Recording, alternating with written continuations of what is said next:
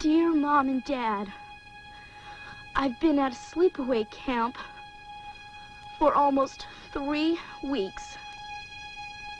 And I'm getting very scared. Welcome to Sleepaway Camp. Someone is watching you. Hey, Baba, Reba! Someone is waiting for you. Someone wants to scare you to death.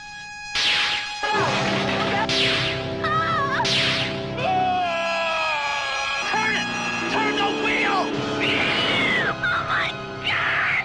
Sleepaway Camp. You won't be coming home.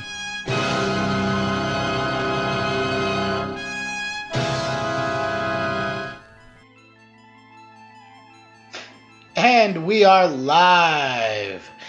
This is This Movie Sucks, the podcast where we watch bad movies so you don't have to. I'm Jimmy Fry. And I am Rage Ledbetter. And we are watching this week the horror classic from 1983, Sleepaway Camp. So let me ask you, Rage, what are your initial impressions of this one? I know it's probably been a while since you've seen it. It was very memorable. It was another one of those I had no business watching, was up late, part of the whole cable boom of the early 80s. Yeah, the one thing I know this film is known for is its surprise ending. From what I know, or well, at least what I can remember, this has one of the most infamous endings in horror. It's right up there with Psycho, and pretty similar to Psycho in a lot of regards. Yes, I agree. I don't know how much of a surprise ending. It seems like so many people know this ending now. It's famous for it. But it was a nice twist. It definitely did its job and shocked the viewer. Yeah, the one thing I, at least when I rewatched this recently, in preparation for this podcast, I just remember, like, just thinking to myself the entire time, like, well, of course she's the killer. Like, of course, like, it's blatantly laid out. Like, it's step by step laid out for people. I still don't see how it was such a shocking ending. I think the shocking part of it was that they went full dong. And you just don't see people go full dong in movies. Well, being younger, I guess I could see that. But at the time, it really hadn't been done. I mean, yeah, the going full dong was one thing. But also, by the time you got around to seeing it, other movies had taken that element, that shock element, or thrown things off where gender swaps, etc., things like that. At the time, you had things like a couple of years prior, Brian De Palma's Dressed to Kill, also very Psycho-inspired. So you ran into that more, but yeah, I'm not sure when you saw it for the first time, even if it was say in the early 2000s, it had been done. So yeah, you could see the beats coming. Right. Well, I mean, and the one thing that this horror movie does do well is that, I mean, it's almost a carbon ripoff of Friday the 13th. Oh yeah. I mean, you know, just the way the killer lines up as being in his first-person view the entire time. You know, it kind of sets up that whodunit. That was done in a few different horror movies prior to that. Psycho had used it, as we discussed earlier, for a shot or two, but not for an entire sequence. But when Friday the 13th came out, every single sequence or that the killer was involved was in that first-person view. Yeah, other movies to include first-person views, the opening to Halloween, Terror Train, Prom Night. Yeah, that became a very popular thing. I'd also like to add, too, that I didn't see the ending coming as a surprise. Again, I was younger, probably around 12 or 13 when I saw it, so I didn't quite fully understand the language of film and what was being set up. I'm not sure how old you were when you saw it, so those clues I know that there's scenes in this movie where they purposely try to throw off the viewer a lot of red herrings, which is a tradition in mysteries. Oh, yeah, absolutely. I mean, particularly with Who Done It, you got to throw those red herrings out there. Mm-hmm. Some people or some creators do it better than others. All right, so let's dive right into this one. So right off the bat, you do see this movie was made in memory of his mom, who had recently passed right before production of this began, correct? Correct.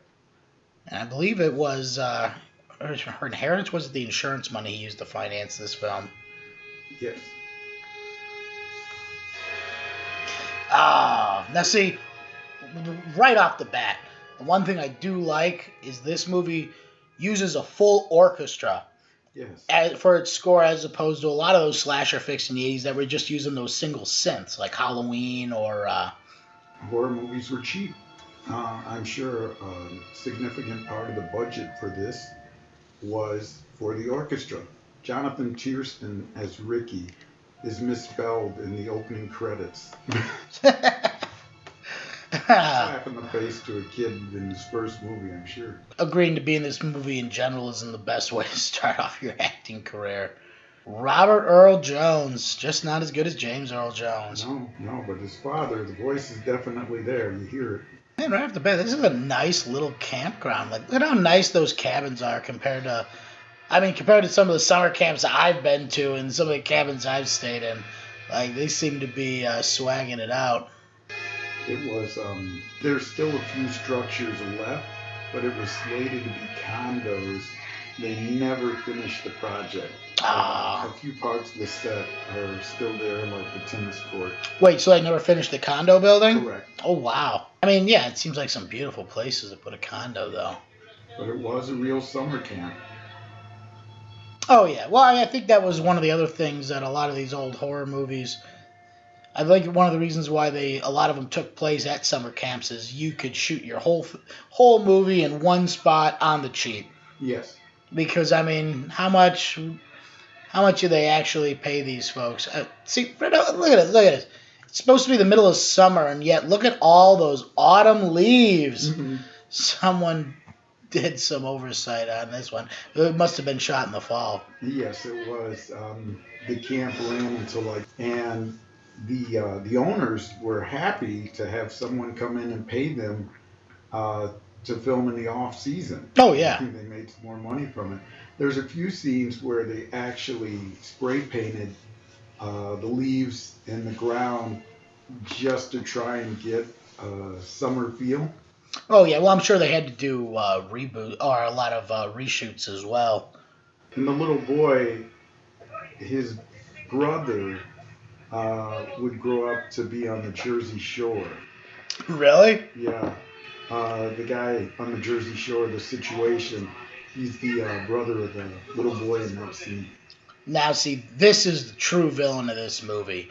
This bitch. I just want to drive your boat. He could have said no.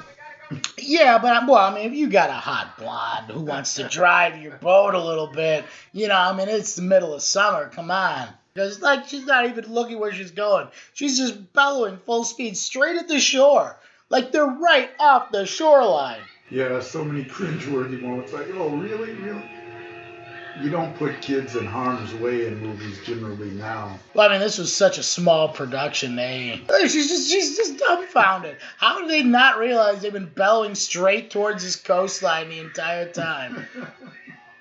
Oh, I just hit the gas. Yeah, that'll stop it. They both look back like they're not necessarily confused, but they look like they're constipated. It's like, Everybody's just... Everyone looks like they're constipated. This woman, oh my God. She chews the scenery, man.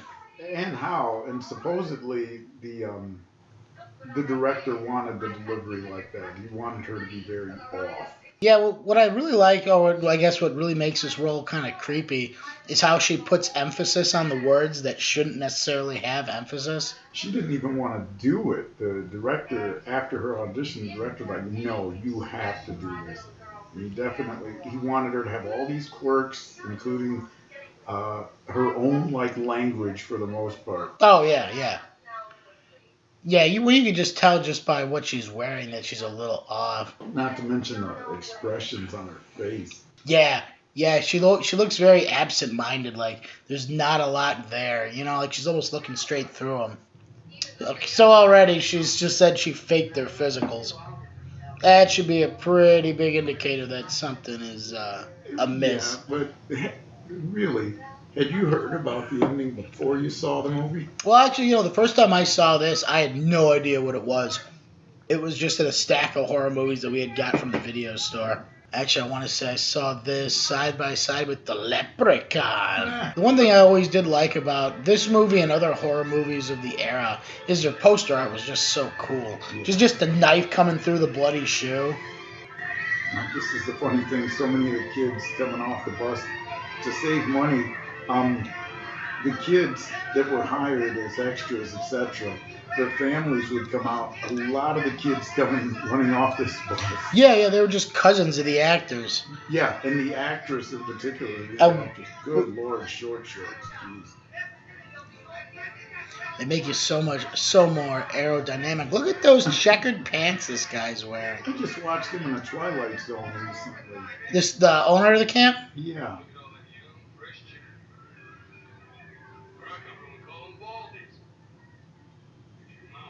Yeah, the pervert. And I heard he was actually quite different. What, so he wasn't a pervert in real life? No, very well read, and usually he spends his time reading when they weren't filming. I just like how they obviously have this sex offender working for him, just eyeing him up, and he's making his intentions known to pretty much a good portion of the staff, and they're just like, oh, we're just gonna laugh that off. Well, you know what the funny thing is? It's like, okay, kind of a stereotype here, and then you find out in the ensuing years how many sex offenders did work at camps. Oh, well, I'm sure this camp, I mean, with a cook like that, this place has got to be owned by Jeffrey Epstein. Well, you had to take a plane to get here? Oh, no. It's not that kind of a summer camp. Ah, look at those titties on Judy. Better check them out, bro. Just saying. Hey, look. Former 13-year-old boy. I can honestly say, yeah, a lot of the language, a lot of the ways of looking at life back then, especially in the 80s. See. Oh yeah, way different than today. I mean, now you can go online, you can find stuff, but back then, oh my gosh, it was like. Well, I mean, could you imagine just if this movie came out in today's political climate? It would be baited as anti-trans, anti-LGBTQ, everything, across the entire spectrum, man. Actually, there's a lot of people that are pointing at as it's gotten this renewed popularity. Mm-hmm. I'm not sure if positive is the right word, but the movie's gotten renewed attention as being one of the first movies to talk about it. Yeah. But the reaction isn't so negative now. Now, Judy, that particular character, she was what's it? Her name Jane Krakowski from 30 Rock. She yeah. The blonde. She was going to be Judy. Yeah, well, I mean, it would make more sense that they would have it as your standard pretty mean girl blonde as more of a contrast to the dark hair that Angela has. But this actress came in and killed it, no pun intended. But I'm bummed. And that's how she got the role, because the director wanted for the auditions. Stare off into space, stare intently, and the candy bar scene. Concentrate, and she got it. Well, I mean, the one thing that really annoyed me about this is that any camp counselor, just seeing how kind of socially awkward that girl is, that's definitely some red flags having out there. It just becomes so annoying over the course of this movie because she just stares off into space so much that there's like literally someone trying to have a conversation with her, and she's just staring at him doughy-eyed, not responding. Like, yeah, there's definitely some trauma going on there. Like, anybody could pick that out nowadays. Well, you're also coming at it as an adult too. The average teenager, all they're going to chalk it up, and most of the counselors of teenagers is, Yeah. man, that kid's a weird one. But she does play a very disaffected, traumatized person. If you're familiar with people that have been through some Oh, kind of yeah. trauma, Yeah. you know, she plays it very well, understated, doesn't oversell it. Yeah, she does a great performance here, and I think that's part of the reason why the movie has a life after that summer of '83 or fall of '83 when it came out, because it's got those elements. Oh, see, this makes me think that everybody's in on it. Like, you got Muscles there who's just like, oh, you found a weird kind of traumatized one that doesn't talk much? Let's just bring her right to the known pedophile that we have on staff. See, before say '85, there were no venues, the talk shows and things like Yeah, that. yeah. You didn't have all that information. There weren't many textbooks at the time this movie came out for behaviors. Mm-hmm. Now everybody has access to behavior. That actress playing Meg, she is she was on a soap opera. She was the most famous name in the cast at the time. She showed up to work. ABC sent a limo. I think she was on One Life to Live. Look at that. First day at the. Yeah, and she's already getting sexually assaulted. So, you know, we got Bill Clinton on a plane waiting for you. Now that's a double there. She wasn't on set for that. I would hope not. I would hope the parents would put that in the contract that that you not be there. This poor kid, the director is like, keep going, do it again. I did not sexually assault Angela. If I did, I wouldn't be wearing her underwear. Yeah, and he comes out.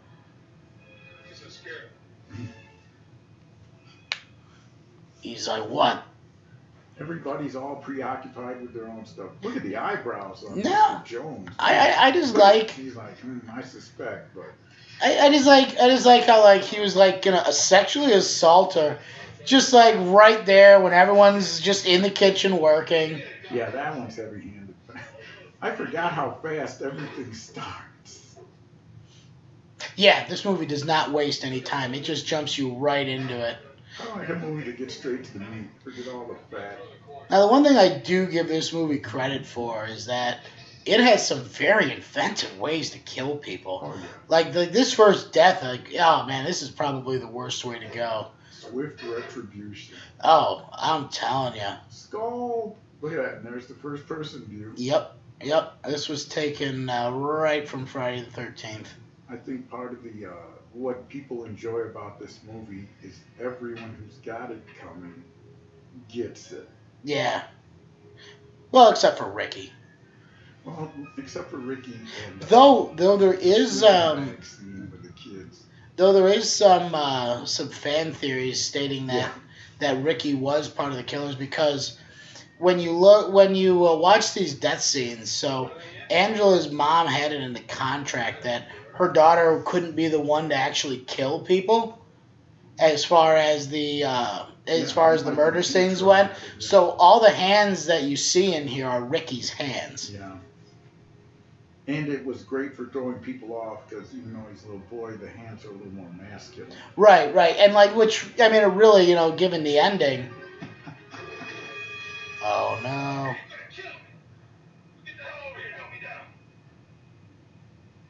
Oh, there he goes. I would have thought he liked having his butt touched. But you understand, George, she had man hands.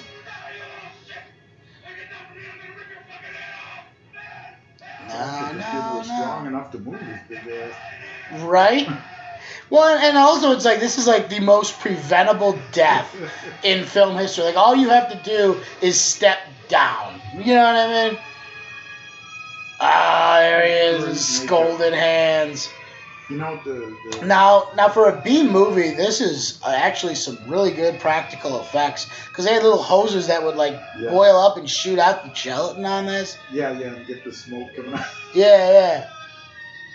Now the crew that did these special effects had just right there. They had just come off Creep Show. Yeah, actually, pretty much its entire production crew worked on Creep Show. What a step down, because Creep Show is like, I mean, Creep Show is just a horror masterpiece. That's just a staple. Look at that. And those are the real town paramedics, too. Yeah. They didn't have enough for costumes, so they lent them, No, let them the police that's outfits as well. Yeah, the police car was loaned to them. Oh my gosh. Man, look at his eyebrows as well.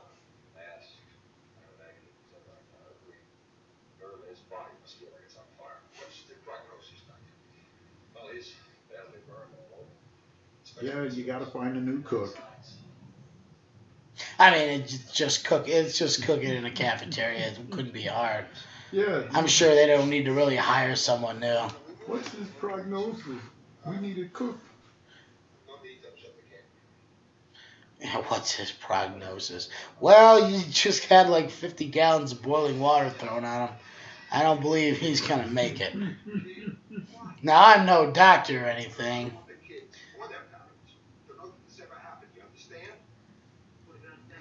Man, just has like a mayor vibe from Jaws. You know, he's just worried about the camp and not upsetting the parents, keeping the money coming in the camp.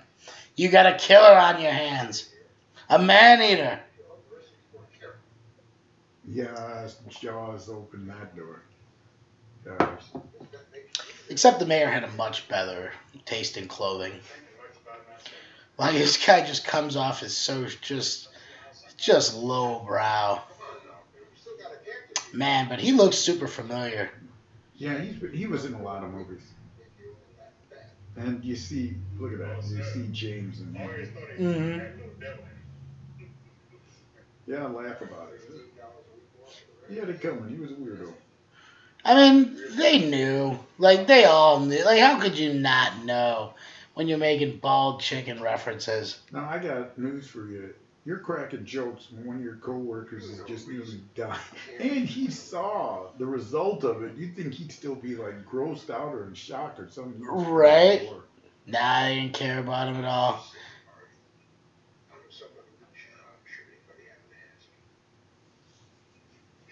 Whatever you say, sir. Good. And do me a favor, tell your friends here to say the same thing. You don't have to worry none about that. Good. Thanks, man. I know I can count on you. Where did you even get dinner going here, huh? Now, Robert Earl Jones, is that James Earl? Is he related to James Earl Jones? That's his father. Really? Yeah. Oh, I did not know that. The voice didn't give it away? No, I was looking at the eyes. They have the same eyes. Mm-hmm. Oh, wow. I did not know James Earl Jones' father was in this. Yeah, he's, James doesn't have his dad's eyebrows, but...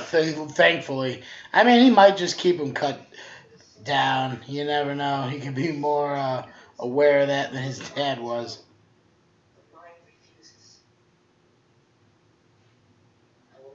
Now, it is funny, too, because James Earl Jones got a very prominent role in The Great White Hope, playing Jack Johnson. And his dad, Bob Darrell, in real life, was a prize fighter. Oh, really? Mm-hmm. Did he ever, like, take any titles, or was he just, or did he make it to the bigs? Just a prize fighter. He wasn't a professional boxer. And Muhammad Ali trained James Earl Jones for the Great White Hope. So they had a friendship for a while. Oh, yeah, the owner of this, the owner of the summer camp was in a bunch of TV. Mm-hmm. Like I said, I just seen him on that. Yeah, Kojak, Starsky and Hutch, All in the Family. Yeah, he definitely got around. Meanwhile, Robert Earl Jones, you've seen him in The Sting. He was in Trading Places. Who was in Trading Places? What character was that?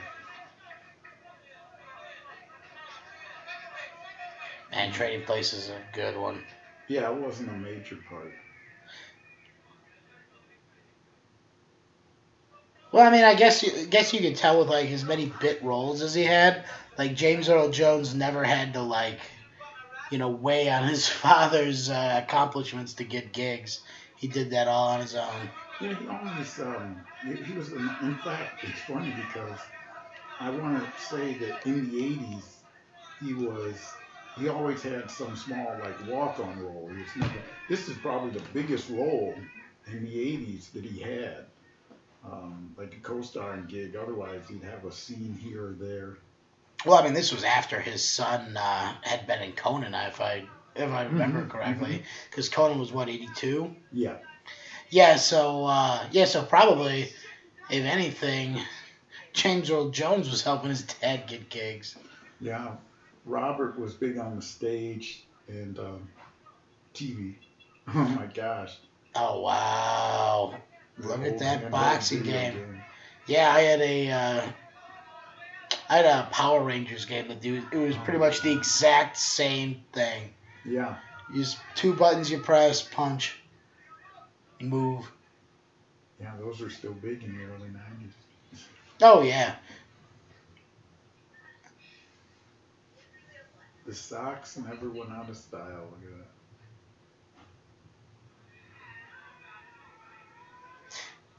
Now, this point of the movie is where like the plot just starts to weigh down as kids go around doing, the random summer activities for a few scenes. This is also why I think the movie was successful because it gave you more than just, hey, we're gonna throw some people in there. We're gonna just have these kills in there.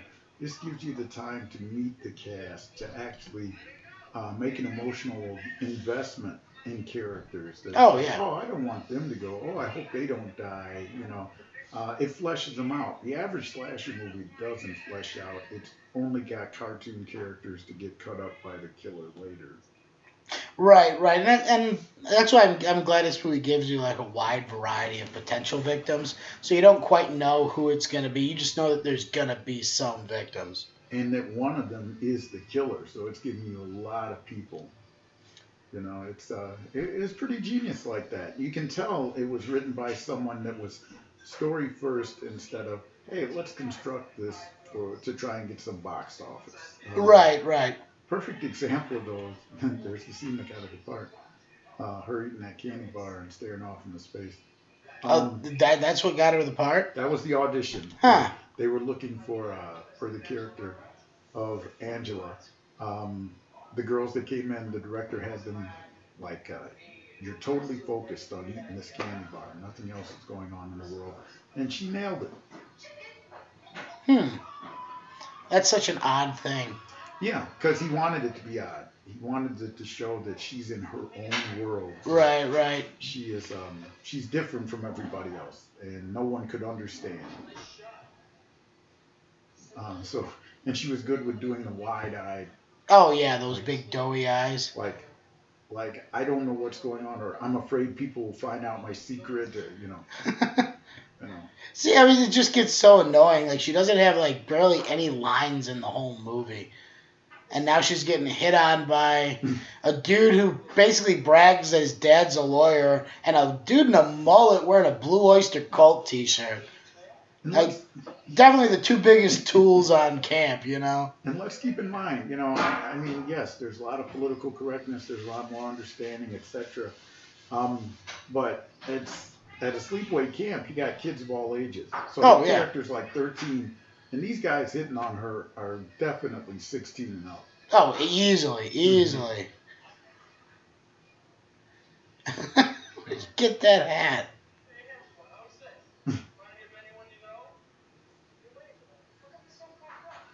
Yo, Angela, how come you're so fucked up? Yeah. That's a great pickup line. She still laughs about that. Angela, how like, come you're so fucked up? Yeah, the actress said they were so great. She says, when the cameras aren't rolling, it was like a real camp. It was like a party for them. Yeah, I would imagine so. The owner's just watching it. It's like, it was a party. She's like, we were laughing so much. These guys all made us laugh. Oh, wow. I'm sure, like, a situation where you got a bunch of kids on a camp with no adult supervision. Her mom was and a lot of Teamsters that'd probably buy you booze. Her mom was the only, like, adult on on the site because the other people, they brought in their kids and then they went and hung out elsewhere or partied. Yeah. But her mom, she says, was the ultimate stage mother. So she was like there all the time, like, oh, that's my Angela, yay. You know. That's good. I mean, yeah, you got to protect yourself and your kids if you're getting them into Hollywood. Well, I wouldn't say this was Hollywood.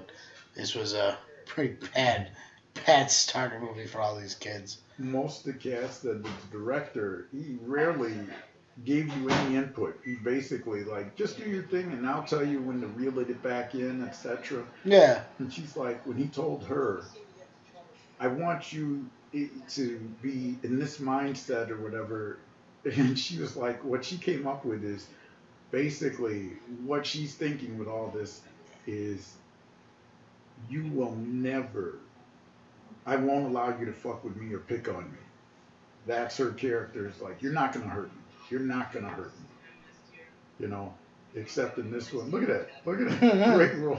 Look at how big her eyes get. Yeah, it's like, if you like the person, if you're attracted to the person, then yeah. Man, was that the poor man's Fonzie?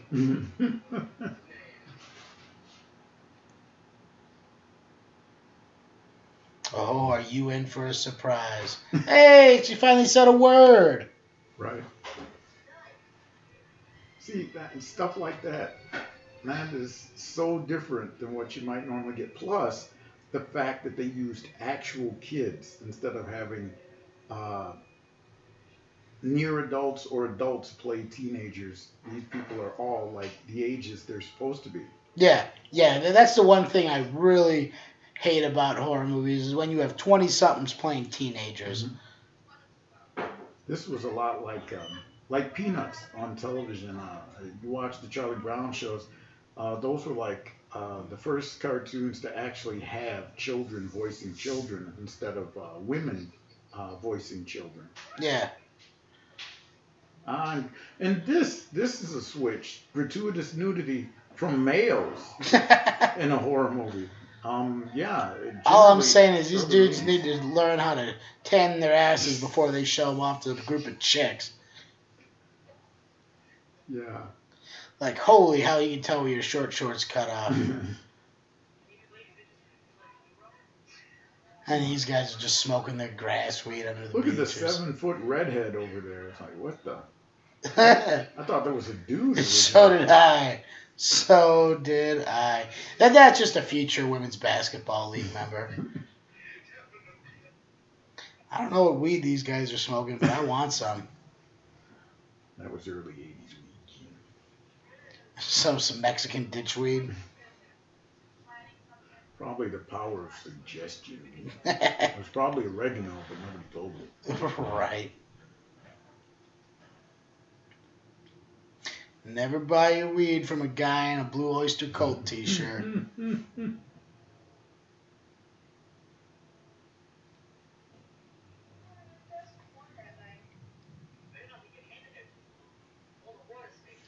Oh man, something tells me the guy who harassed her is gonna be the next one. This has all been one day, right?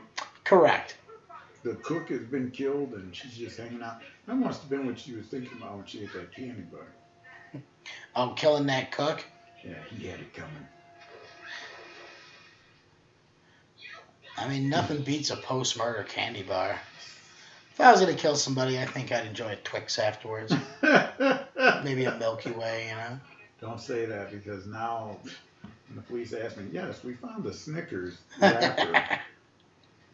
It's like, I confirm nor do I deny that Jimmy did this.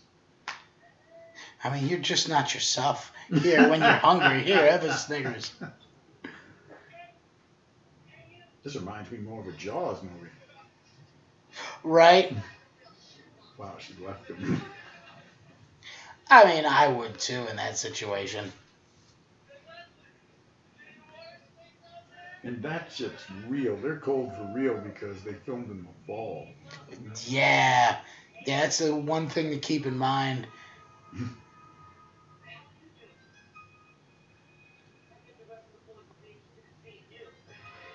Oh, drowned him. Look at him. He's not even trying to fight back. Right.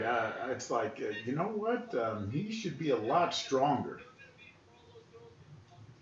You know, he should be stronger than a 13-year-old, right? That's for sure. Love the music, Sting. Yeah, that full orchestra really brings out the tension of the scene away. Those like simple synth soundtracks really couldn't. Unless you're like talking like something like Blade Runner. That's just phenomenal. Especially the end titles. Oh yeah.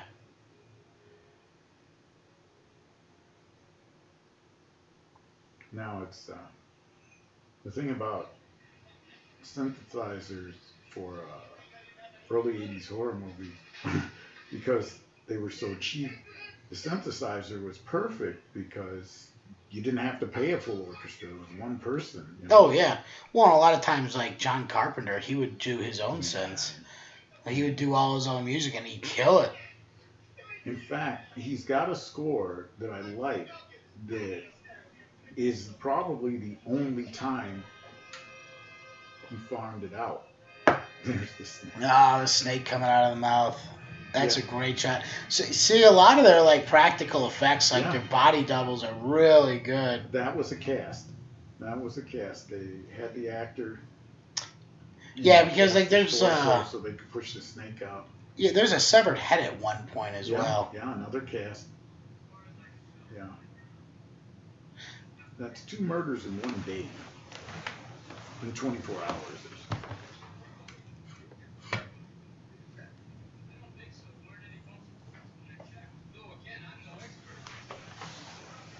And maybe close the camp. 2 murders in 24 hours. I mean, you would think. 2 deaths. You would think that there's something going on if you have 2 deaths in 24 hours, both under suspicious circumstances. What I like about the owner is his behavior. It's like it could be him. You know, when the first time I saw it, he's probably the broadest portrayal. It's like this guy's an obvious nut. Or something's wrong with him. You know. Oh yeah. Just look at his outfit, those black socks. Black socks with bright blue shorts.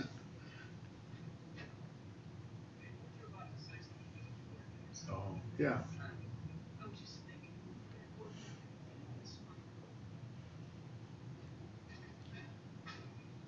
Man, they really got their use out of those loaned cop cars.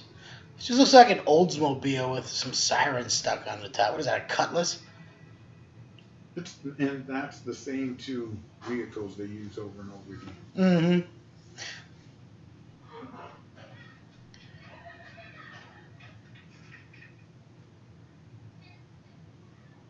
Mm-hmm. In case she forgets her name, she can look down.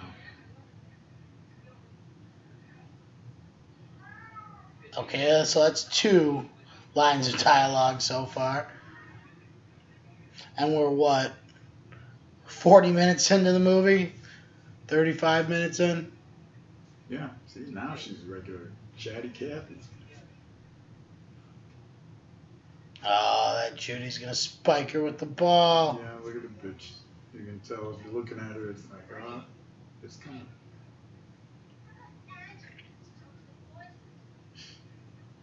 She's even got evil eyebrows. Right? Yeah, look like Jack Nicholson eyebrows. And she's rocking the side ponytail. Yeah, that's a brave look. You don't see people doing that these days. Oh, yeah. It's an 80s thing, totally.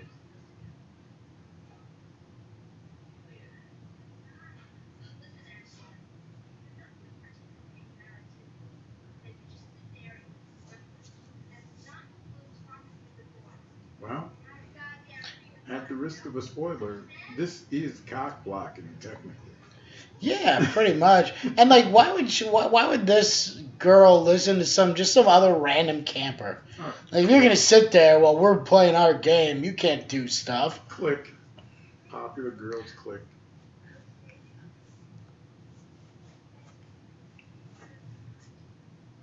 I've heard a lot of people with those camp stories that people square off. I don't know if that happens as much today. I think it'll always happen. One clique always hangs out with another. Oh, yeah. Yeah, definitely. Well, I mean, particularly with youth. Yeah, take sides. Man, you work in enough workplace environments, and in some ways that never goes away. Oh, yeah, definitely. Well, I mean, and just in general, like, the more polarized people get, the more they're going to isolate in their little cliques and chambers. See, look at that. In the days before the term haters. Damn, she's got all these guys going after her, and she's just pissed off that Angela's got the one guy that she's not even interested in. No, just that Angela's happy when she's such an oddball.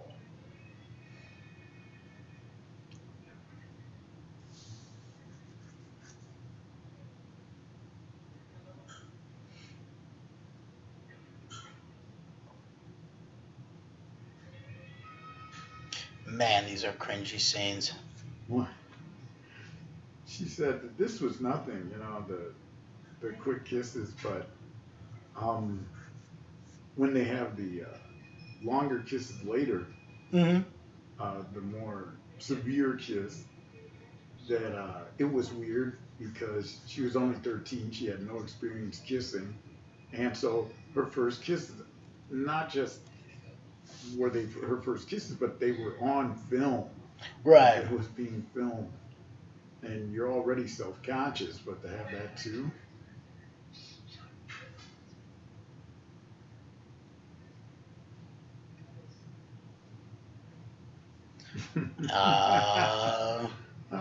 Those 12-year-old pranks.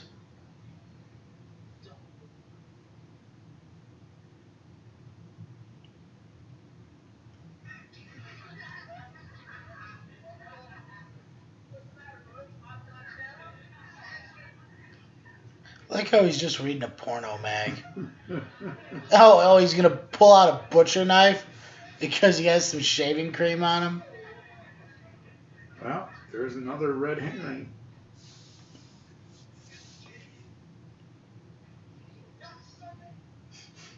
Oh, come on, poor guys, Fonzie. Why are you gonna be like that? Wait, why'd you take my knife? I used these to cut off my shirt sleeves. Yeesh.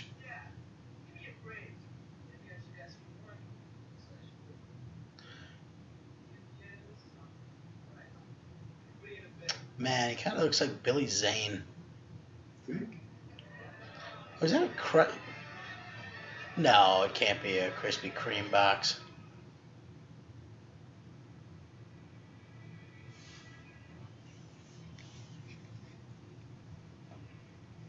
Now, if I'm not mistaken,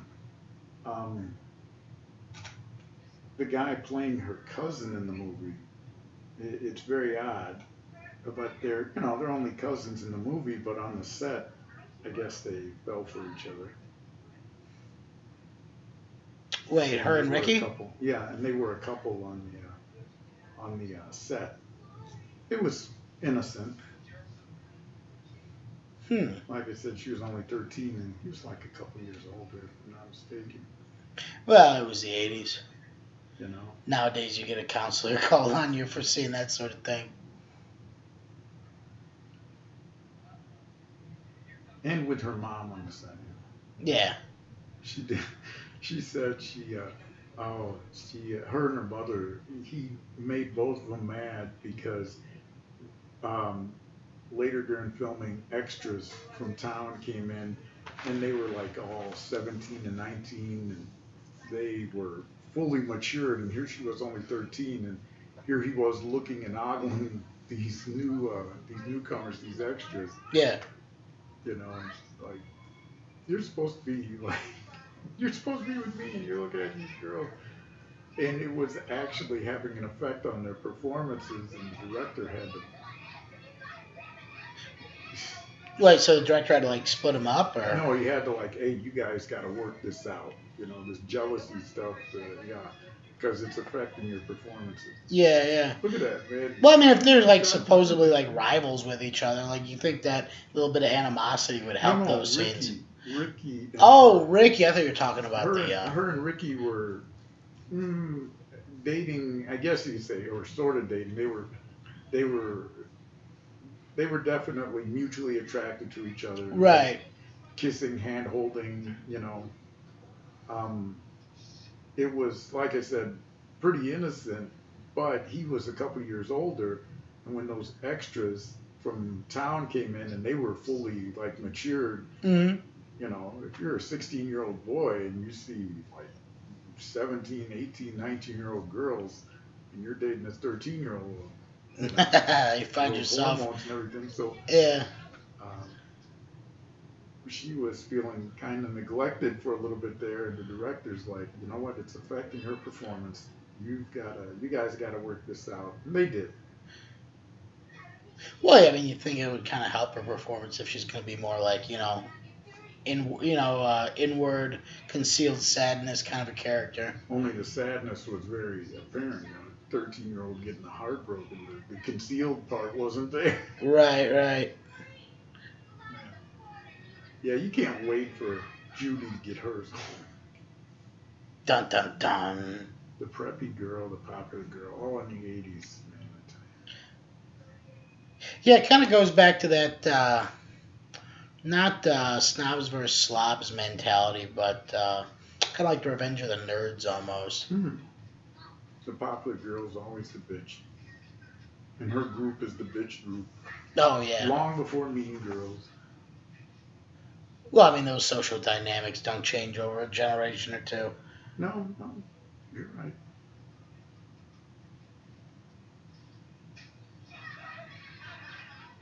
Oh, her protective cousin.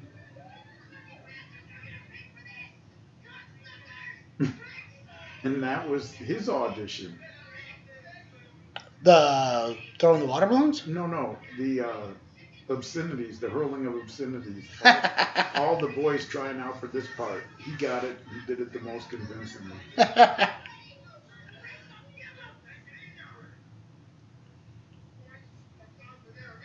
Now you see, that could easily lead to the rumor or the theory that both of them are killers. Oh, yeah.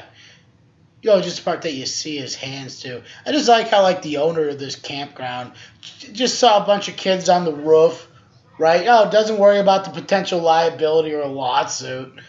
He says, "Hey, why are you on the roof? Get out of the roof." Like, probably wouldn't have said anything if the kid wasn't screaming obscenities out front of his cabin. Yeah, so he gets it.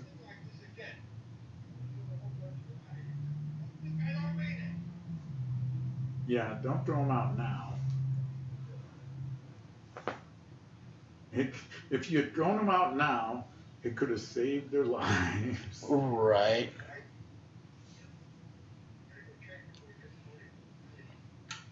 Oh, Angela. That kid with the little middle finger. That is hilarious. Now, I didn't really, go into, why all these dudes don't like her all of a sudden. Yeah, she's the oddball. She doesn't talk. She's the Martian. You're gonna get yours. Oh, yeah, he's definitely next. And you know what? I think he is probably the guy who probably gets it the worst. Ooh, I don't know. The boiling water is pretty bad. He's the bee guy, right? Yeah. Yeah, the bees is pretty bad. That's the thing about arrogance is you never expect anyone to get you back. Mm-hmm. Because they filmed in the winter, the bees were dying. So the bees for this scene, they had to keep getting new bees. So did they have did they have like hives on set, or were they just flying or having them shipped in? They were in a completely different location for everybody else, but yeah, they had them shipped. This is probably one of my favorite sequences of this movie. Because it uses that same knife, that the kid had before. Mm-hmm. Now, if you notice, not through the eyes of the killer. And that was an empty nest. They just provide the sounds. Oh, yeah. Shake the bees around. And nobody hears.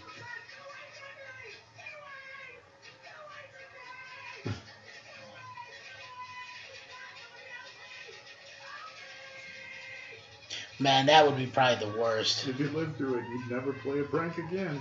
No, not at all. Wow, that got him. Yeah, I think I would have been down on the ground before that. Nobody wanted to put their hand in there, so they made a prosthetic. Oh, man, but that's a good prosthetic, though. Mm-hmm. Like, that holds up. And like, from what I understand, they had actually come up with, like, a sugar paste Yeah. to put over it to lure all the bees on. And that's just good practical effects, man. Very. I think, so now you got 3 guys. 3 people are dead within a single day, my man. What, the 2 days? You gonna close down the summer camp yet? No, all right. This is like 2 days of the season. Or first day and a half, right? He's like, but you don't understand. Labor Day's our moneymaker. Oh, man. Now, even though he suspects this kid, I mean, he's going to call their parents. Are they going to say, you know what? I'm just going to call her mom and I'm going to let him know this kid's got to go. I mean, because he's a summer camp. He can refuse service to him. You know what? This is still kind of early in the slasher genre. Mm-hmm. Oh, yeah, because Halloween only come out, what, 3 years prior? 78. Okay, 78, so about 5 years prior. Mm-hmm. So, like, yeah, this was probably only, like, their 3rd or 4th, like, real slasher flick. So you got Friday 13th, 1 and 2 by now. Well, I guess Terror Train, Prom Night. Chainsaw Massacre was 77, 79? 74. Oh, that was 74? Oh, that was way ahead. So it predated Halloween. Yeah. Now see, right there, the scene with like where they're peeping on her 2 dads in the bedroom. And see, I had never seen this part when I was younger because I missed it for whatever reason. I don't know if I went to the bathroom, whatever. This was before video when I watched. You didn't rewind or whatever, caught on cable. So I hadn't seen that part until like much later. But I'm also thinking about the fact that when the hand is stalking her, she's outside. If I had been more well versed with horror movies, I would have realized, okay, she's in no danger because everyone that's gotten it so far has deserved it. And she's the hero for the most part. Right. She hasn't done anything to deserve getting killed, Well, I mean, I like to think also that, like, that's, like, a sign of good horror of this era is that everyone who dies has it coming. Like, Creepshow. Everybody who dies in that movie has it coming. That's the EC roots. EC Comics, people always had it coming. Oh, yeah, because, well, it's more like a morality tale at that point. Yeah. But there were plenty of, however, so I guess I would be kind of hard on myself to say as a kid I would have known that she wouldn't die because that's not necessarily the case.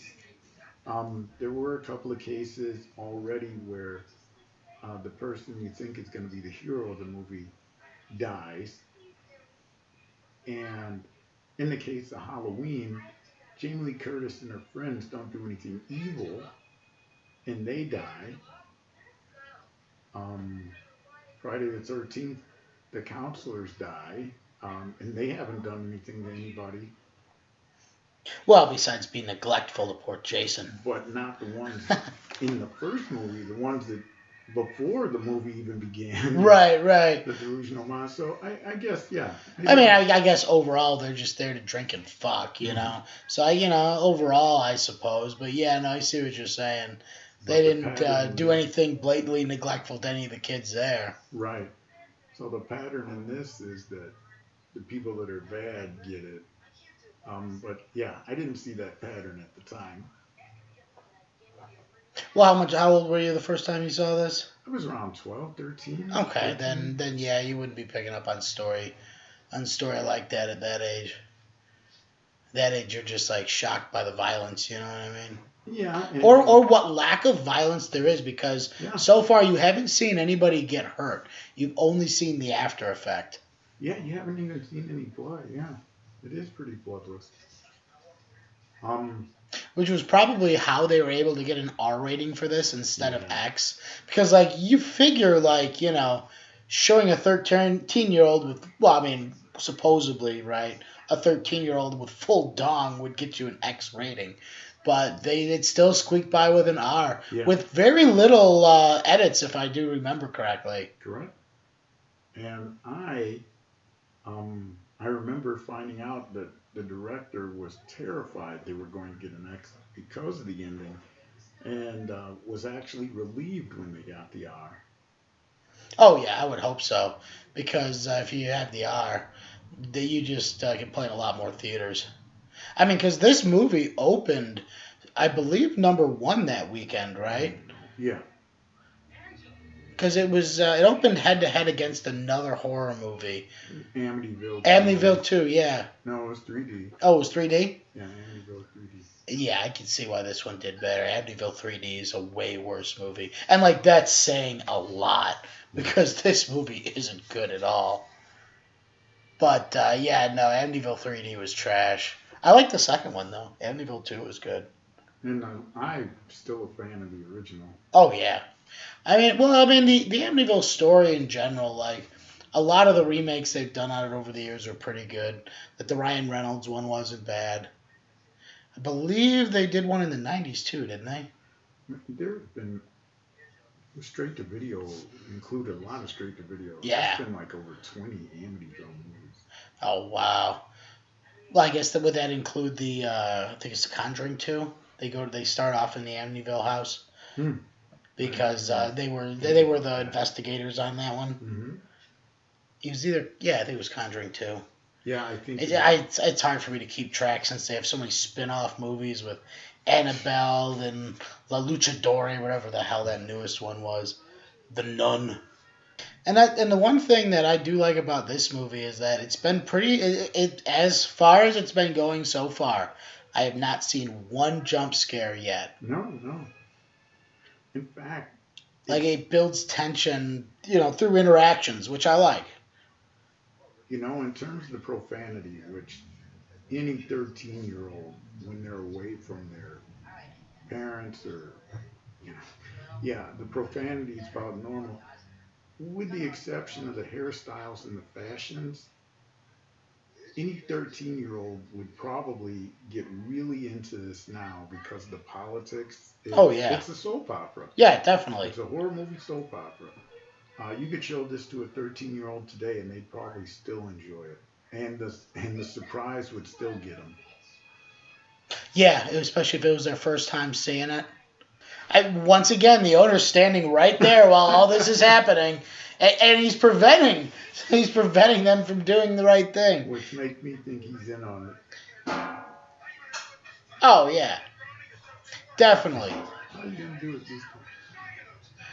You're just an oblivious camp owner. Let me go. Yeah, what if she can't swim? Where are all the counselors during this? You got all these kids in the water. There's no lifeguard on duty. There's no staff around.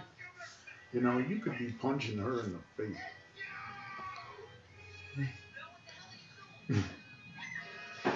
Come on, big nose John Travolta, get in there.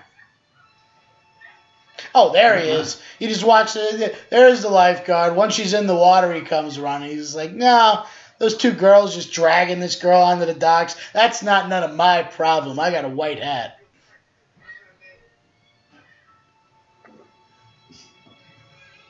Okay, you can push her in now.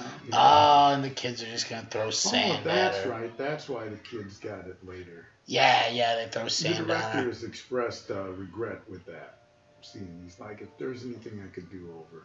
Oh, killing all the kids? Yeah. I don't know, man. That's what makes this a bold movie, though. They're not afraid to kill kids. Which, at the time, that's how he was thinking. But it's like, you know what? what they did was light compared to everyone else. Oh yeah, definitely. Well, yeah, compared to like plus, sexual kids, assault yeah. and actual assault And kids, monkey and see, monkey attempted do. drowning. Yeah, monkey kids, monkey see, monkey do. You know, the kids see it. Yeah, definitely. They don't know better, type of thing. He's like, yeah, that was a bit excessive. But yeah, you're true. Very, very, or you're right. Very groundbreaking.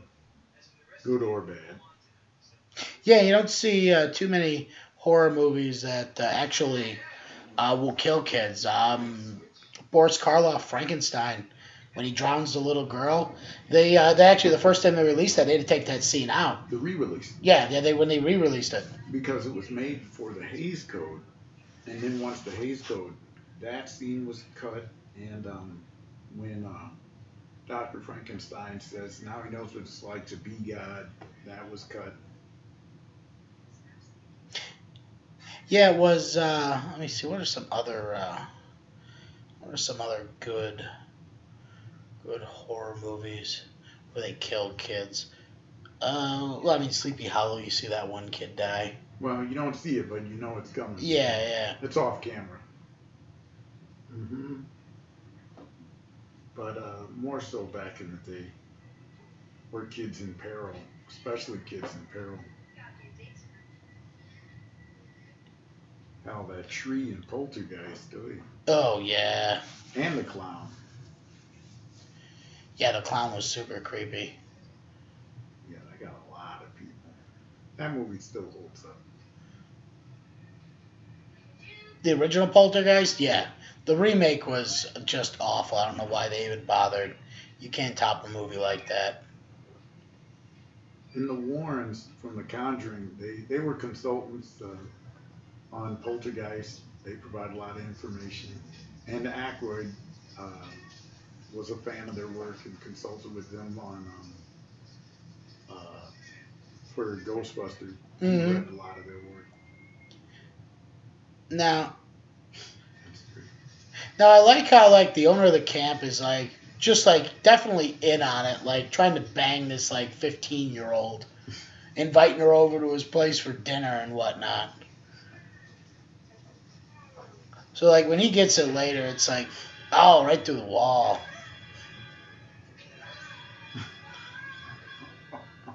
Think about how much arm strength it would take to stab through a shower wall. That's psycho strength right there. Right? And she cleans it. Gotta get this jelly off of it. Yeah, that is a little bit too thick to be blood. Oh, she was in there. I mean, you want to be eco-friendly. Yeah, gotta conserve. I'm sure that's all just lake water coming in there. That's the way a lot of those old camps were set up. Super gross. I've never been a fan of wandering around the woods at night.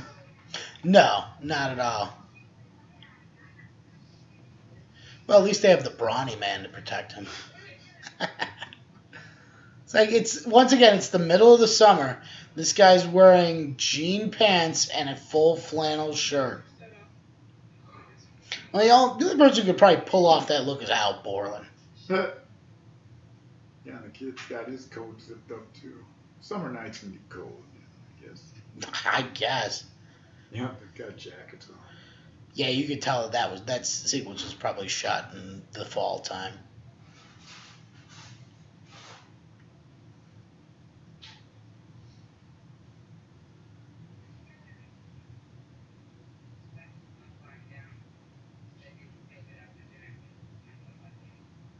Now, has there ever been like a slasher film that takes like the camp rivalry to that level? Like we have like two camps across the lake, and like someone's killing members of both sides of the camp. They don't know who it is. I don't think so. That would be an interesting premise.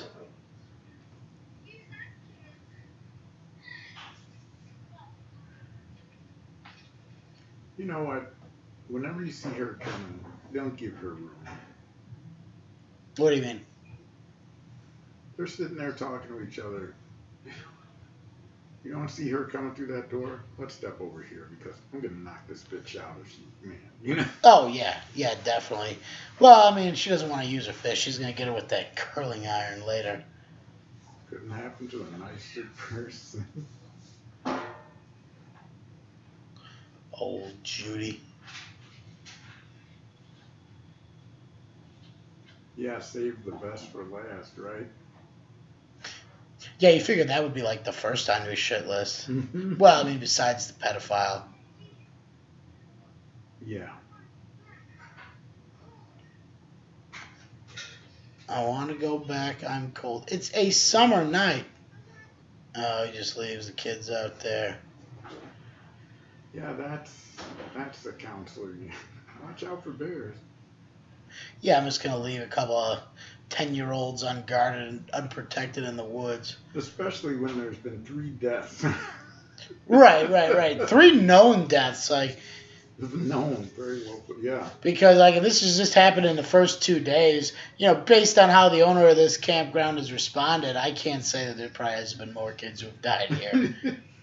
I get the feeling this guy's like drunk off his ass most of the time. Man, if they ever remade this movie, they need to get. Well, they should have gotten Leahy from Trailer Park Boys. Oh, he would have done great in that role. Kind of looks like him too. Oh, definitely. Well, I mean, at this point, he's pretty single-minded. He's just looking for that one teen he's gonna try and bang. He definitely looks like one of the Cobra Kai. one of the Cobra Kai goons. Man, I didn't get laid, man. Oh, he's gonna go find her dead body. I remember hearing that it came to Blu-ray and had been remastered high definition, but a drawback with a lot of high definition, especially if you have like an HD TV and you have old movies or old TV shows, the HD TV and say in old science fiction, you see the wires on spaceships and things like that. Oh yeah, because it's a wider shot. It's gonna reveal a lot of that stuff. So she's been in there, and now she falls through. Oh. Well, I mean, she's still warm. Good. Look at the trauma on the back. Yeah, see, that guy's disturbed. Yeah, now like his facial expressions like really bring it out. You know what I mean? He's talking through it. You could actually like think that he's like in shock right now. One of the things to occur is like, oh wow, maybe he's got a split personality and doesn't realize it. Well, you get to see her naked. I mean, I'm surprised he didn't like go back. Like, well, I mean, she'd already consented. In the new movie, that's what would happen. Oh, now here's the best death of it all. Oh. Now see, that's definitely Ricky in a wig. Right. And now see, this must have been ripped from a DVD cut, because in the original VHS, I remember you couldn't see the face there. That's because technology, when they remastered the print and everything, they said that was the drawback, that you could see like things like that where back in the old days when you didn't have the high def and all that. Oh, here comes the best one. Now I like how they don't kill Judy, just like definitely scars her for the rest of her life. Yeah, go figure. Because I see you take the curling iron, Look at the razor, and I like, and this is the detail I like. They actually lift it up so you get the clit in there as well when you're jamming it in her.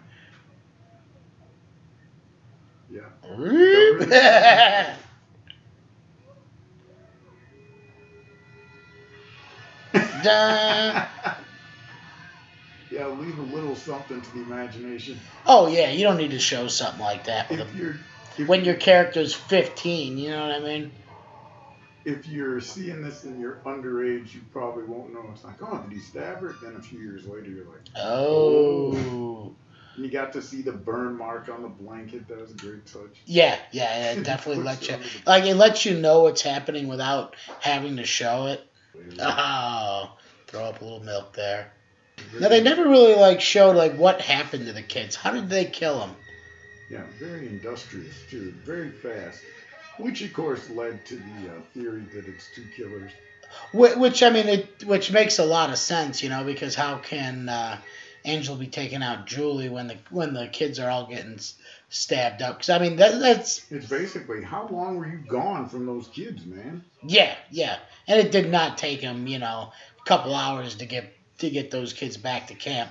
I'm sure they were within a 15-minute range. You know what I mean? Mm-hmm. The only time you ever see kids eat in this movie, it's candy bars. I'll tell you. Oh, he's gonna beat Ricky to death.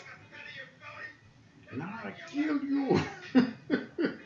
Okay, so he's gonna kill his kid by just slapping him back and forth, not punching him, not stabbing him, not strangling him. Just gonna slap you around a bit. Didn't he have a heart attack? That would have been an interesting twist. Yeah. Dun dun dun. Yeah, you killed somebody for nothing. Dude was very nervous about that stunt, but that was very convincing. Oh yeah. The Well, arrows to the didn't they back. shoot didn't they shoot like a tipless arrow at him? Then they had it shoot out the back, like a Yeah, spring-loaded it's- arrow out the yeah. back. And so you pull the sticker away and boing, and they got a string to go to the throat of tipless arrow. Getting shot with a tipless arrow. With the soft one, like an eraser. Now, see, I figured they would have Pull the string. just shot it in reverse. You know what I mean? Yeah, like the arrow pop out, and then you pull it back.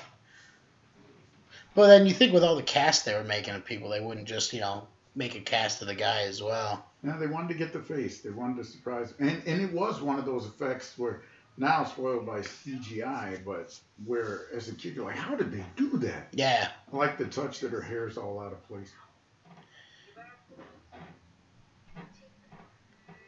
He's like, oh, it's about time. I've been waiting to get this action. And you can tell she's already lost her mind.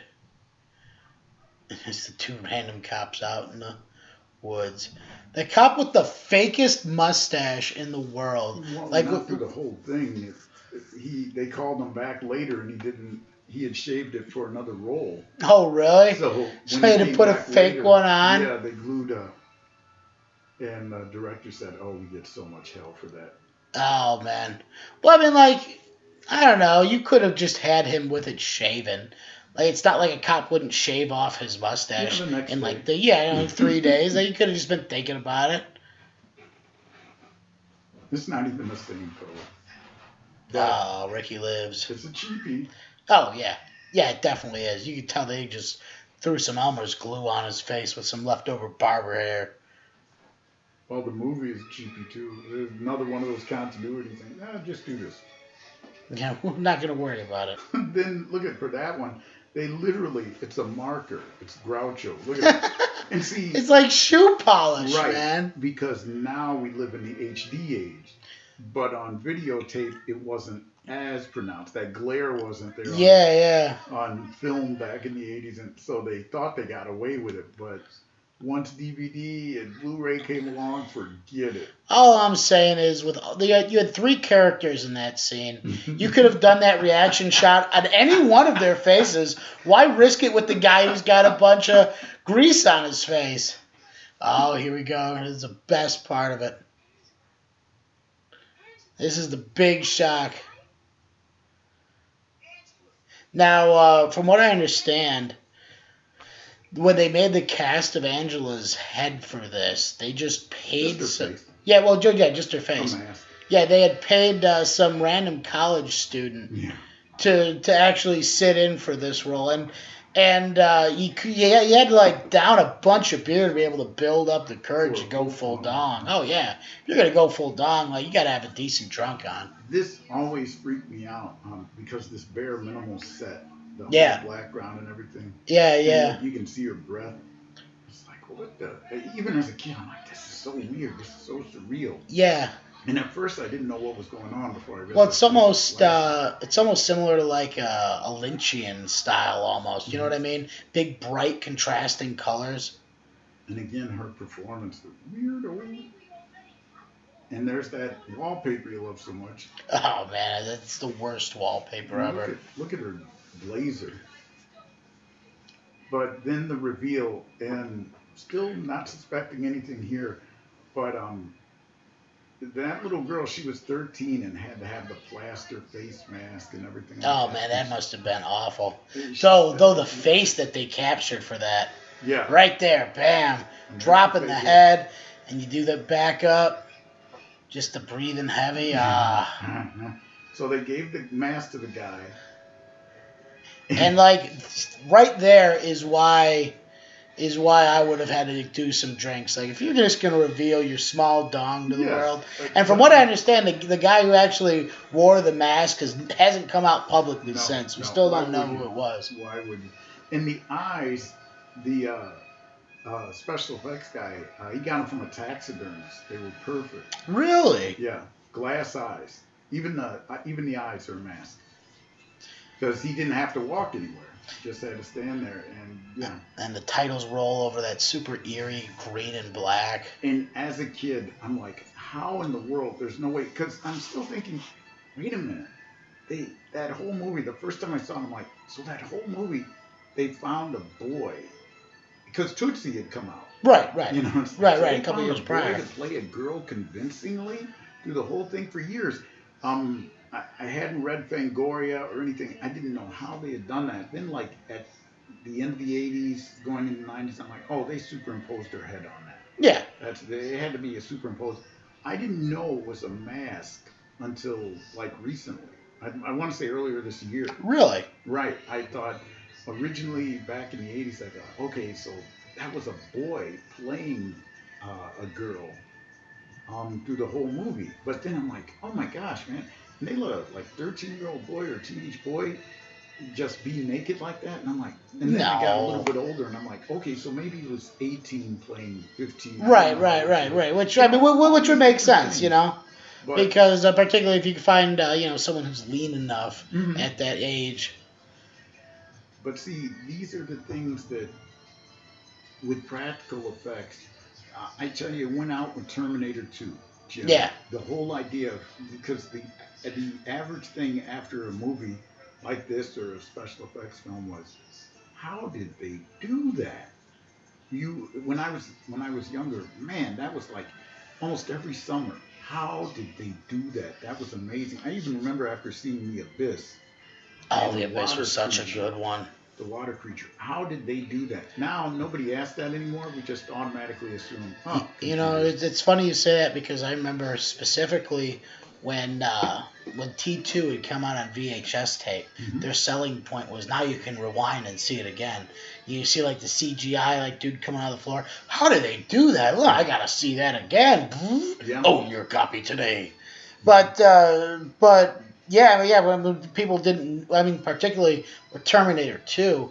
When you were used to that that practical effects, and now for the first time you get to see CGI, like it must have been mind blowing. Yeah. You know what? I take it back. Jurassic Park. Oh well, T2 came out before Jurassic Park, didn't it? Yeah. Jurassic Park was maybe the last time I wondered because. Oh, the practical effects in Jurassic Park was so good. But so were the CGI because the commercials come on, and if you remember, with Terminator 2, there was no real detail to Right. the T-1000. Right. Then the commercials started coming out for Jurassic Park, and the early previews for Jurassic Park, like Spielberg always did, you saw little bits and pieces, but he wouldn't give you any money shots. Then, like the week or two before it came out, they showed like the T-Rex chasing the Jeep and everything, and the tree breaks. And you're like, how in the world? And the chase, the Gallimimus is running past them. It's like, how did they do this? This looks so real. And so you're watching the movie, and when the movie came out, you didn't know what was practical and what was CGI. Right, because they did such a good job of mixing the two together. And because it was so new, your eye and your mind weren't trained to tell what was what. Yeah. Look at that shot. It's a good ending still. It's a good ending still. Because it really just like captures like the what the fuck about that moment. You know what I mean? Because if your first time seeing it, like no one would have had that in the back of their mind. that what the fuck shot. Oh, man. So, overall, Rage, where do you put this? What would you rate Sleepaway Camp? I'd easily, you know what? I'd give that I'd give it I want to give it a 5 for it being what it is. 5 stars, you know, or 4 stars, whatever. I forget what it is, but I give it a high rating because for the cheapy slasher film that it is, it aspires to be more. It does. But on in terms of craftsmanship and stuff like that, yeah, it's a good 3 or so, but for what it is definitely different. Yeah, I'd give it around a 4. Mhm. I mean, if it wasn't for that iconic ending, Mhm. and if it wasn't, and the thing about that ending is just because, with the political climate we're in now, with LGBTQ rights, trans rights, like it has made the movie more relevant going Mhm. forward, more so than like you see like a movie like Psycho that kind of has the same twist, or even The Crying Game in a less horror genre. But yeah, it's made the movie more relevant. So without that ending, I'd probably put it at like a 2, just because I mean you had the entire crew from Creepshow working this film, and it still technically didn't come off as half as polished as that film did, No. which comes from lack of direction. Like when you have this good crew, you gotta be able to listen to these different crew leaders, know exactly what to do, how take their experience, how they should want to set up shots, and yeah, it's just a lot of. I mean, the director just dropped the ball. Mhm. But overall, I mean, as far as like an '80s slasher flick, you can't go wrong with Sleepaway Camp. It's a No. classic. No, and that ending is a major selling point. But also, I think because everyone was new young director, Mm-hmm. and especially in the terms of the star, um, devoting more talent to it than someone more experienced that might say, I'm just here for a paycheck. Right, right. Especially this Felissa Rose, the main actress, her portrayal, that is a definite standout. Um, and even that aunt who is very over the top, it's laughable. On one hand, it's like that is a horrible performance, but by the time we get to the movie and we see that this woman's lost her mind, pretty much, it's like, okay, you know what? That fits the character. Now, the thing that I don't get, and I don't really, at least from a plot perspective, I don't think they explained it well enough, is who was she? She was her aunt. So she was her aunt. After her dad died, she took her in. So what happened to the other dad? Did he skip town? It was evidently a secret. Ah. He wasn't her dad. Because I think it would have worked better. You've grown up in a society where there's marriages or where it's out in the open that a couple are together. Yeah, especially if there's kids involved. That was secret taboo. Those two were not married. They were not a couple. Now see, you know what I think would have worked better for this movie, and this is maybe just the writer in me, is that instead of having that be like the kid's aunt, having that actually be the kid's mother, and having the mother firmly aware of what was going on, so that kind of drives the motivation of why she went crazy and why she forced a boy to live like a girl. Okay. Just because, I mean, they don't really delve into the aunt at all. They don't really explore that character besides, she's a bit nutty. And I think that's just an oversight. I feel like they should have gone in a little bit more. Because you could have cut some other scenes out, or even just added them into this movie, because it really only clocked in at like, what, under an hour and a half, maybe an hour and 20, if that. Mm-hmm. I like that this movie is very brief, too. It moves very fast. Yeah, it really doesn't give you a chance to get bored. Like, there's always something going on. There's always a scene changing. And yeah, that is Sleepaway Camp. So, I would, yeah, definitely recommend that as a horror slasher flick. I wouldn't say it is, necessarily as good as like Nightmare on Elm Street or Halloween or No. any of the real slashers of that era. I mean, even like I would, oh, I don't know, what would you prefer, Sleepaway Camp or Friday the 13th, the original? The first Friday the 13th is the best one for me. That's still a good suspense thriller. Plus, it's got Kevin Bacon. That's true. Even though you don't get much Kevin Bacon, it's got Kevin Bacon. Yeah, the first one's the scary one. Nightmare on Elm Street, the first one and the third one I found the scariest. I laughed a lot at the second one. Well, the second one had a lot of those like weird homoerotic vibes going on. When I watched the documentary and realized all that later, I'm like, wow, okay. Yeah, no, it was, it was pretty blatant when I saw it. Like the first time I saw it, I didn't pick up on it because I was probably only like 12 or 13. But watching it again, like 10, maybe 15 years later, I think the second time I watched that, you really pick up on a lot more. I think. I mean, it's a little bit more blatant in the homoerotic vibes going on in this movie, but. I would say that with Nightmare on Elm Street 4, while I liked that one, that's when it almost became more like A cartoon. action adventure too. After number 3. That one's the Dream Warriors, right? Yeah, then you're going for the kills, the creative kills, because Right. it was the success of number 3. It was like, hey, Freddy's Big Business, because when number 4 came out, oh man, Jim, that's when all the merchandising, you could buy the Freddy glove, Freddy talking dolls. Which you think they would have, I wouldn't say been on the merchandise game earlier, but you think they would have at least considered the merchandising game earlier. You didn't do that for an R-rated movie. Well, yeah. Especially I'm thinking of Alien different broke the times, mold. man. Alien I've had been, a figure about so big. yeah. That was 79, and they made an Alien action figure, hard R movie. That was 79. They made the Alien action figure, but it was very hard to find, very rare. Yeah. And then Rambo: First Blood Part 2 was the first R-rated movie to get both a cartoon and a toy line.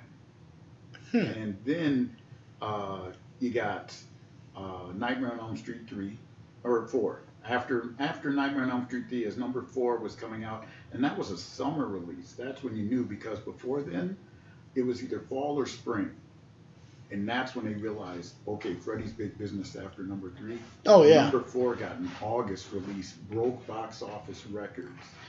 Now, see, I think I'm just spoiled because my entire lifetime I have been raised in a world where everything is merchandised to hell. And, I mean, yeah, you think about, like, what a risky merchandising investment, you're really, I mean, you're merchandising a child pedophile and killer, like, let's be honest.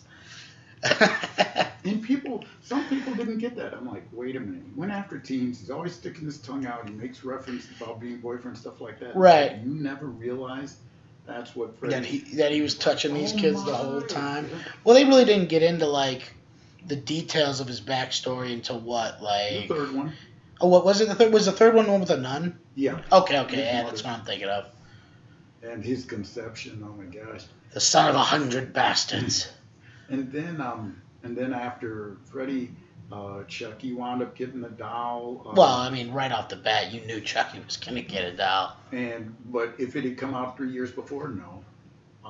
Probably not. But like I said, once the doors were blown off with Rambo and then Freddy, because RoboCop got a toy line maybe a year after it had been out in the cartoon. Yeah. It was horrible, from Marvel. Oh, I remember the cartoon. I actually watched the opening intro to that not too long ago, and the animation is just awful. Yeah, I'm glad Marvel animation did not last long. No, I think it had like 3 episodes or 4 or something like that. Well, I mean, it was like the same kind of like animation level that would have been at like the Toxic Avenger TV show. Like, it wasn't really set up to be successful. It was just set up to be a cash grab if it could be. Yep, so that is Sleepaway Camp. So next week we are going to be watching... Ooh, this one's a gem, Rage, and I know you remember it even though you don't want to. No Holds Bar. I remember No Holds Barred very well. My son and I have quoted. Yeah, No Holds Barred, starring Arnold Schwarzenegger. Oh, not Arnold Schwarzenegger. Starring Hulk Hogan and I forget his name. The guy who plays Johnny Debo. Lister, Debo. Yeah, Debo. Yeah, you can definitely tell Hulk Hogan's gonna knock him the fuck out. Yeah, No Holds Barred next week. That's from 1989. That was Hulk Hogan's first like real attempt at acting after That was his Rocky. Yeah, that was his Or first. Rocky 3, I should say, where he played Thunderlips. In the flesh, baby. Oh, yeah, that was a great role. He got to ham that up. Yeah, No Holds Barred is probably it's without a doubt the Hulk Hogan movie that I don't remember as much as like Suburban Commando or not Mr. Nanny. What was the Nanny one he was I in? thought that was Mr. Nanny. No, yeah, you're right, it is. I'm confusing that one with Mr. Mom. Mm-hmm. Which would have came out like what, probably like 2 years difference. Mr. 3 years Mom different. came out like around 83. Oh, really? I thought it came around like 86, 87. No, Mr. Mom was like 83. Okay. 84. No, I think it was 83 because John Hughes wrote it, and then John Hughes blew up in 84 thanks to 16 Candles. I'm sure the company that got that script before he blew up was more than happy to have his name attached to it. Yeah, well, the success from Vacation as well in 82. Yeah. Oh man, that one's definitely worth a rewatch. So yeah, tune in next week. We're going to be watching No Holds Barred. Probably without a doubt, I'm going to go on record saying the worst Hulk Hogan movie in his very brief filmography. But it is nothing but corny fun. Especially, I just remember like I forget if it was his son, if it was his cousin, but like the kid in the wheelchair. His brother. Yeah, his brother. Oh my God. Yeah, there's a reason why WWE stars should not be actors, and Vince McMahon needs to stop trying to make that happen. You got The Rock, cut your losses. Hey, Roddy Piper, they live. Oh yeah, Rowdy. Yeah, that was probably the only role he's done too. He did some other stuff. He even did some Right. TV work as well, but that truly was him at his apex. Yeah, and I guess they had Triple H in some movies too. Blade 3, where he was a vampire with the probably steel teeth. Mm-hmm. Oh, that was a great one. Oh, so just as that is a great one, we are out of here. This was Sleepaway Camp. See you next week for No Holds Barred. And remember that this is This Movie Sucks, the podcast where we watch bad movies so you don't have to. And we are out of here. Later.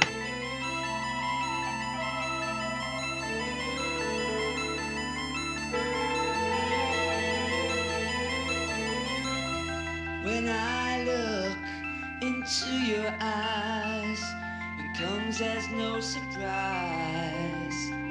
You're slipping away, and yeah, you're the love of my life. It's so cold at night, I'm begging you to stay. I know it's all a masquerade. I know you're not afraid. You're just what I've been looking for. No other boy can love you more. You're the only girl I adore. You're just what I've been looking for. Time, man, your broken heart just don't fall apart. The truth will hold inside. And yeah, I don't wanna let you go. I don't wanna let them know. Pain you have to hide. I know it's all a big charade. I know you're not afraid, no. Just what I've been looking for. No other boy can love